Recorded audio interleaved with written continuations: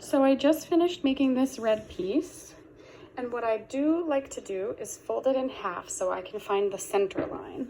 So I'll pick it up and I'll match the ends together and just let it come to my finger here in the middle and pinch it, and then give it a really quick iron, just so that as I'm working with it, I know where the center of the strap is. Like this.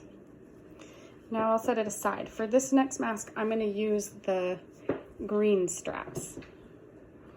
So I have two of those here that I already made, and they both have the center outlined, iron in there.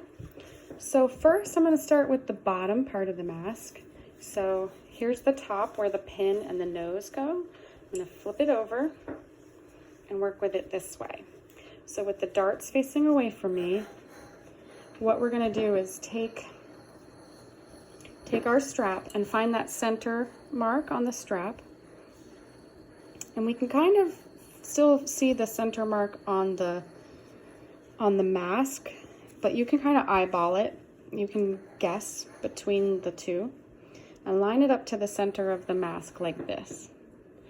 And then what we'll do is open up this binding tape, and we're just going to bring the mask gently into the binding tape like this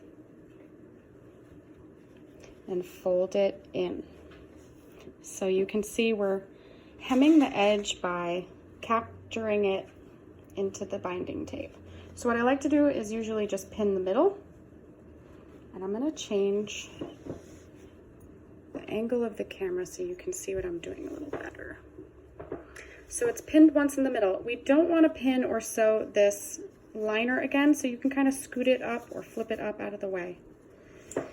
And then next, you just continue to wiggle it into the center of the binding tape. And I like to push this seam down from the little dart, and we fold it in. Now at this point, you can see it's going to cover the white liner eventually, and that's okay. But the very center, you want to make sure it stays open. So then we pin it. And I usually just fold it and pin it a little bit at a time, and I always check it again before I fold it and pin it in the next section. So there's that. So you can kind of see how it's going to make a nice enclosure. And then we'll do it same on the other side of the mask. So we open up the binding tape a little bit and scoot it in. You can see it rests in there nicely. And then just fold it and continue to pin it. And fold it and try to grab that. If I can, I like to point out, but they don't always want to go that way. So if I can catch it in, I will, like this. And pin it. And then here's the last section here, pushing it sort of in to make sure it gets as far as it can go. And pin that. Now, it is helpful, I find, to pin the rest of the strap a little bit. So right to the side, just to the side of the mask is helpful as you're working. But then I spread it out. And I just do maybe 3. But it's important to make sure the pins all go the same direction. All pointing in the same direction, so as you sew, it's easy to remove them. And we'll do another one.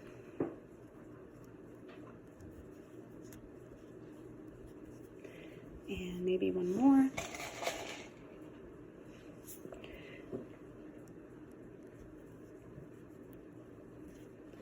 Now, at the very end of your strip, you see it's still open. What I do is I fold down the top into itself, and then I tuck it in and fold it this way, and then I pin it. so that there's no frayed edge at the very end. So this is the direction I was pinning. I'll take it and I'll show you what it looks like when it's done. That is it. So it's tucked in and waiting to go, just like this. So that's what the end will look like. On a finished mask, after it's been sewn, the end will look like this. So all the strings get hidden inside after you sew them, and there's nothing to fray or get caught.